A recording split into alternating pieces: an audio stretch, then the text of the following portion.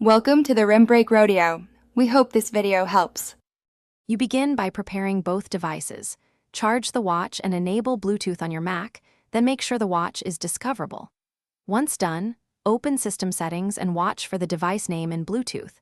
Click Pair when you see it. Make sure you install the watchmaker's Mac app and accept permission prompts for notifications and data access so the connection will carry full functionality.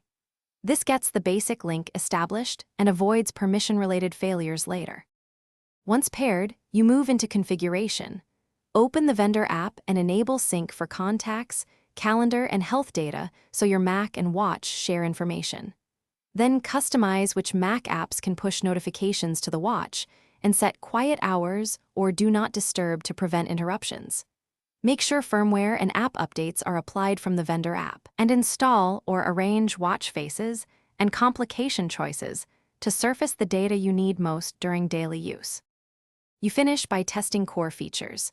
Place a call, reply to a message, control Mac media from the watch, and verify Find My Watch works.